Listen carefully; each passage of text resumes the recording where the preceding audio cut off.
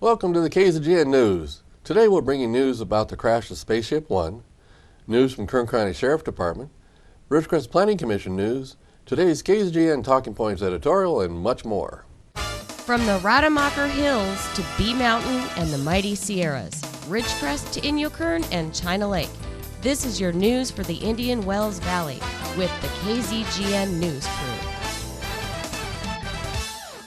Hello, I'm Tom Whitnick. Thanks for joining us for the news affecting Ridgecrest and the Indian Wells Valley. In news from the Mojave Spaceport, the National Transportation Safety Board determined the cause of the October 31, 2014 in-flight breakup of Spaceship Two was Scaled Composites' failure to consider and protect against human error and the co-pilot's premature unlocking of the spaceship's feather system. Spaceship Two was a commercial space vehicle that Scaled Composites built for Virgin Galactic, and the vehicle broke up during a rocket-powered test flight, seriously injuring the pilot and killing the co-pilot. The feather system, which was designed to the tail boom structures upward to slow the vehicle during re-entry into the Earth's atmosphere, was to be unlocked during the boost phase of flight at a speed of Mach 1.4. The co-pilot unlocked the feather at 0.8 Mach.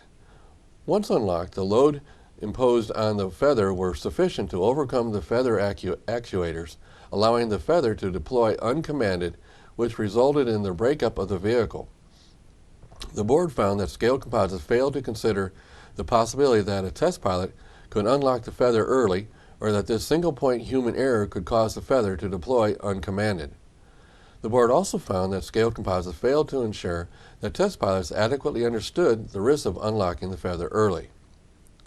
Investigators found that the only documented discussion with the accident pilots about the loads on the feather as the vehicle transitioned from subsonic to supersonic flight occurred more than 3 years before the accident. The FAA was responsible for evaluating Scaled Composites' experimental permit applications for test flights of the vehicle. After granting an initial permit and renewing the permit once, the FAA recognized that Scaled Composites' hazard analysis did not meet the software and human error requirements in FAA regulations for experimental permits. The FAA then waived the hazard analysis requirements related to software and human errors based on mitigations included in Scaled Composites' experimental permit application. However, the FAA subsequently failed to ensure the mitigations in the waiver were being implemented by Scaled. NTSB Chairman Hart emphasized that consideration of human factors, which was not emphasized in the design, safety assessment, and operation of Spaceship Two's feather system, is critical to safe manned spaceflight to mitigate the potential consequences of human error. Manned commercial spaceflight is a new frontier with many unknown risks and hazards, Hart said. In such an environment, safety margins around known hazards must be rigorously established and, where possible, expanded. The board made recommendations to the Federal Aviation Administration and the Commercial Spaceflight Federation. If acted upon, the recommendations would establish human factors guidance for commercial space operators and strengthen the FAA's evaluation process for experimental permit applications by promoting stronger collaboration between FAA technical staff and operators of commercial space vehicles. From the Kern County Sheriff's Office, we get this report. On July 28, 2015, at about 7:40 a.m., Kern County Sheriff's deputies were dispatched with medical aid to a deceased female. She was reported floating in Remington Hot Springs, located on Kern River Canyon Road in the Kern Canyon. Deputies responded and located an obviously deceased female in the hot spring. Due to the possible suspicious circumstances, homicide detectives responded to the scene and initiated an investigation. Due to the remoteness of the hot springs, a Kern County Fire Department helicopter was called out to assist with the recovery of the decedent's body. The decedent's cause of death and her identification are pending an autopsy, tentatively scheduled for later this week. The investigation is ongoing, and if anyone has information on this case, they are asked to call the Sheriff's Office at 661-861-3110 or the Secret Witness Program at 661-322-4040. Yesterday in the Kern River Canyon on Route 178 at 5:15 p.m., the Kern County Fire Department received a report of a vehicle versus motorcycle accident in the Kern River Canyon. The accident was approximately 3 miles west of the Lower Rich Bar campground. Callers advised that grass was ignited on both sides of the highway. As crews approached the scene, they encountered a vehicle and motorcycle on fire, along with approximately 1/4 acre of grass burning on the north and south sides of Highway 178. The Forest Service and Kern County Fire Department firefighters worked quickly to extinguish the grass, vehicle, and motorcycle fires. Kern County Fire Helicopter 408 launched from Keene to assist, but was canceled en route as crews were able to contain the fire. Meanwhile, crews identified 3 patients at the scene with minor injuries. The adult male motorcycle rider was transported to a local hospital by Hall ambulance as a precaution. The other 2 adults declined treatment and transport. Route 178 was closed for quite some time during the investigation. However, it is now open. CHP is investigating the cause of the accident. In City Planning Commission news, they held their regular meeting last Tuesday. At the meeting, Ridgecrest Police Department Code Enforcement Officer Fred Booth brought 4 more abatement cases to the Commission for a vote to abate the violations. There were 4 public hearings scheduled. The first was pre-abatement public hearing to abate property at 628 West Graff. However, this one was pulled as the property owner has repaired the violation. The second one was a pre-abatement public hearing to abate property at 232 and 236 North Warner. It was to repair a sidewalk. Many people don't realize that the property owner is responsible to maintain sidewalks in front of their homes and businesses. This one was approved by the Commission to be abated. Remember, when it comes to repairing sidewalks, look at it as if you were in a wheelchair. If your sidewalk would not allow passage of a wheelchair or a parent pushing a baby carriage down your sidewalk, you have the responsibility to repair it. The owner has until August 15th to repair on their own, or then the city will do the repair and charge the property owner for the costs. The third hearing was a pre-abatement public hearing to abate property at 336 North Albert. It was for a yard full of trash and other debris in violation of the Ridgecrest Municipal Code. The commissioners discussed providing the property owners info as to maybe some local church groups that may help.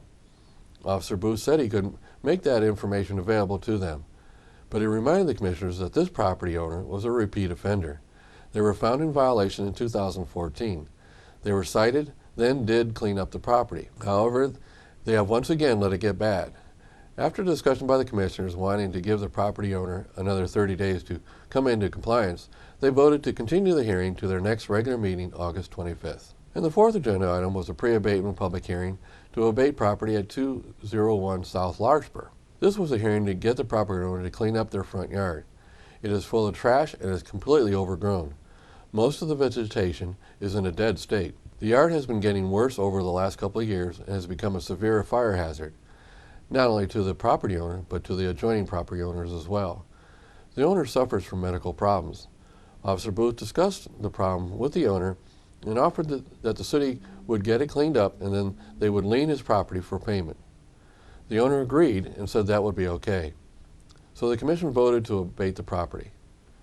The last item on the commissioner's agenda was to consider a new Murray Middle School mitigated negative declaration and initial environmental study. The proposed project includes constructing a new Murray Middle School on a vacant 47-acre site at 200 East Drummond Avenue. Comments to the environmental document must be received from the City of Ridgecrest no later than August 21st. The city has recommended the removal of a lot of contaminated dirt from the site. So that was included in the city's response. Now stay tuned for KZGN's Talking Points editorial when we come back.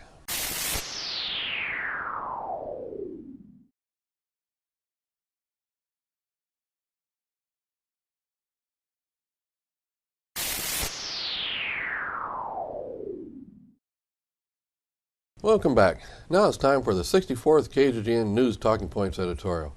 Here's today's topic. It's a long one, so bear with me. What do you think about Fox's Bill O'Reilly pushing Congress to approve 3 laws? Passing case law, stopping federal funding to sanctuary cities, and for Planned Parenthood. Well, on last night's O'Reilly show on Fox, he had various guests on to discuss 3 different laws he is advocating for Congress to pass. The first one to discuss is Kate's Law.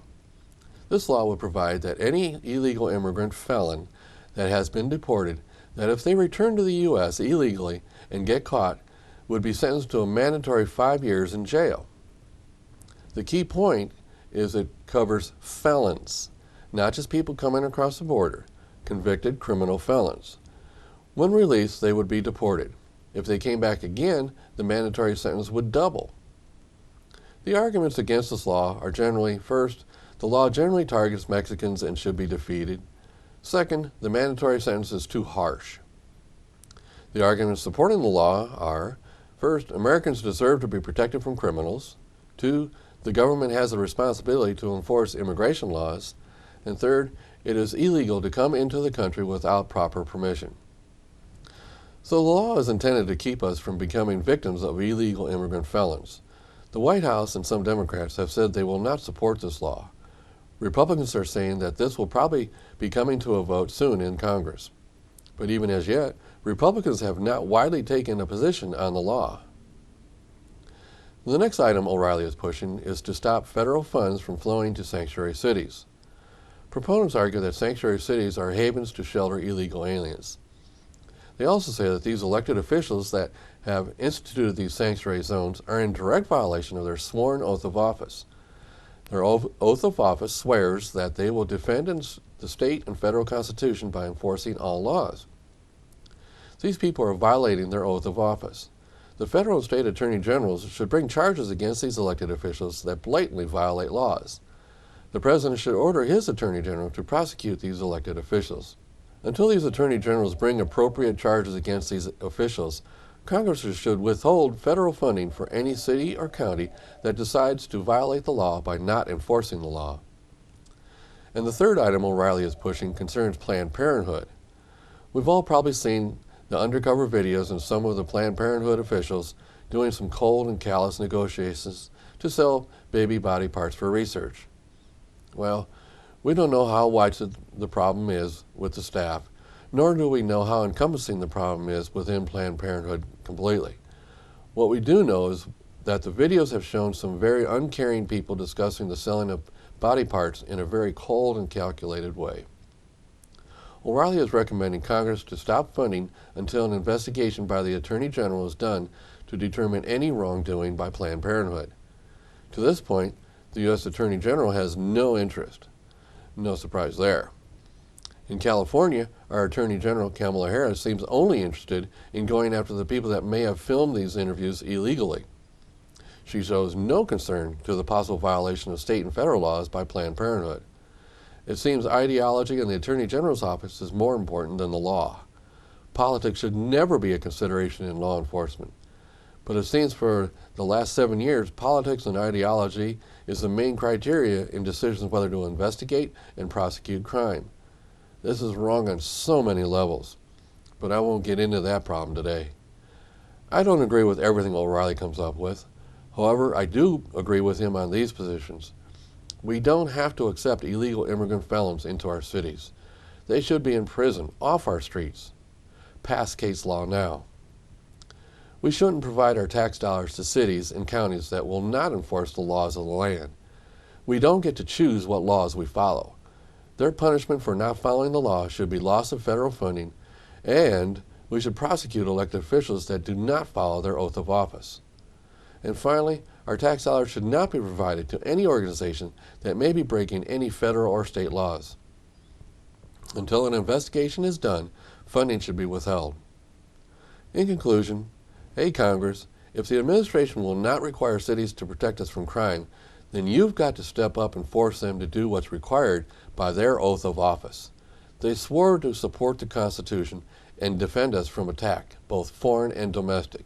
Make them do it. I'm Tom Whitnick, and that's what I think. I'd like to know what you think.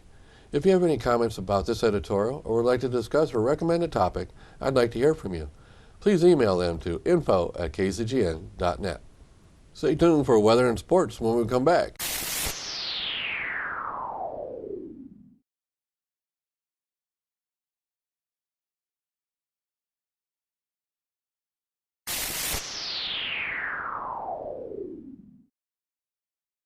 Now let's go to Keith for the weather. Hey Keith, we got any thunderstorms coming?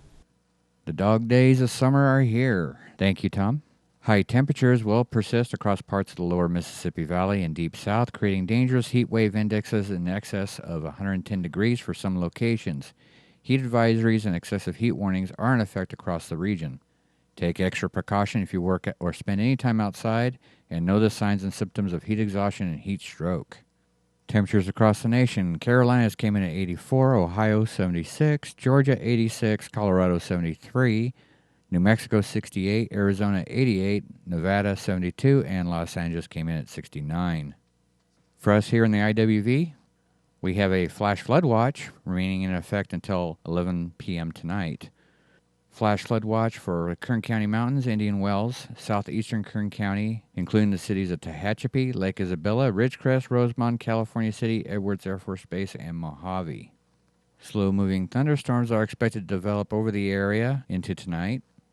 Burn areas, including the Grand Fire burn scar near Fraser Park and the Wayfire burn scar near Lake Isabella, will be vulnerable to flash flooding. Flood-prone roads in the Kern County deserts, including the Red Rock-Randsburg Road and Highway 14 near Red Rock Canyon, will also be impacted. And for our forecast tonight, scattered showers and thunderstorms, mostly cloudy with a low around 77, south wind 5 to 10 miles per hour. Friday, scattered showers and thunderstorms, partly sunny and hot with a high near 102, south-southwest wind 5 miles per hour. Friday night, isolated thunderstorms and showers continue, mostly cloudy with a low around 76, calm wind, west-southwest 5 miles per hour. Saturday, 20% chance of showers and thunderstorms, partly sunny and hot with a high near 102, calm wind, east 5 miles per hour. Saturday night, a 20% chance of showers and thunderstorms, mostly cloudy with a low around 75, south wind 5 to 10 miles per hour. And on Sunday, partly sunny and hot with a high near 102, west-southwest wind 5 miles per hour. And that is your local forecast. Now back to Tom and the rest of your KZGN News. Thanks, Keith. Now let's go to Tom Eck for sports. And a very pleasant Thursday afternoon to everybody. Let's start with Major League Baseball. The Angels now are in second place. They were beaten by Houston last night 6-3. Houston has won the first two of the three games. The Angels have acquired three new outfielders in the last 48 hours. Shane Victorino from Boston for a minor leaguer, Edgar De Jesus from Tampa Bay for a minor leaguer, and David Murphy from Cleveland for a minor leaguer. Mike Trout, day-to-day right now, he has a bit of a wrist injury, but it appears he'll be back in the lineup very soon. All right, Scott Papelbon, probably the big story as far as the trading deadline goes. The Phillies closer is now with the Washington Nationals. He had 17 saves on the season, and as I mentioned the other day, playing for a rather poor team and a 1.73 ERA. Troy Tulowitzki, the all-star shortstop in Colorado, said today that he was in shock when he was traded to Toronto. One of the favorites in Colorado, one of the mainstays, one of the bright spots in Colorado, gets traded for basically nothing, a minor league player.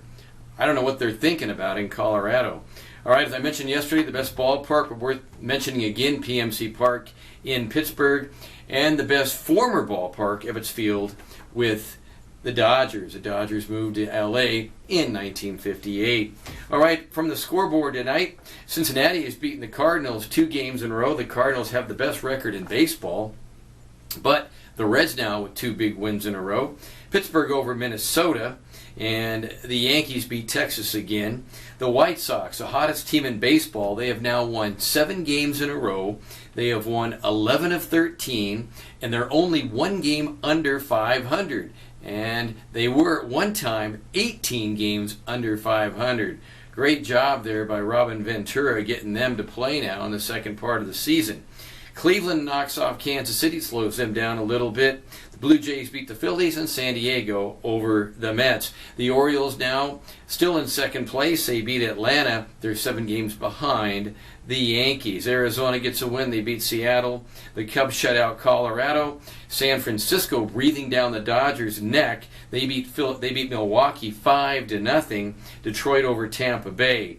Now, in the American League East, we'll post the standings up there. The Yankees have a lead over Baltimore. In the Central, Kansas City over the Twins. They had a 9-game lead. And in the West, the Angels and Houston fighting it out at the top, with the Rangers fading away in third place. In the National League over in the East, Washington, the Mets, running 1-2, with Atlanta playing a little bit better. They're in third. In the Central, it's all St. Louis and Pittsburgh, the 2 top teams in all of the National League. And out west, the Dodgers and Giants in a battle, with Arizona starting to play pretty well, about 6 games back. Next week is the Saracoso Camp 2 basketball camp up at the college. If you're interested in signing a youth up between the ages of 7 and 14, you can come right in and do registration on site next Monday. The doors open up at 8. We're there from 8 to 8:30. Registering, camp starts at 8:30, goes to 1 o'clock. If you need information for that, you can call 760-384-6384. That's your sports for this Thursday. I'm Tom Heck for KZGN. So that's the news for today. All of us at KZGN-TV know you have a choice in what you watch for your news. We all thank you for choosing KZGN-TV, Ridgecrest's only locally owned community TV station. Coming up next, Ridgecrest Talk.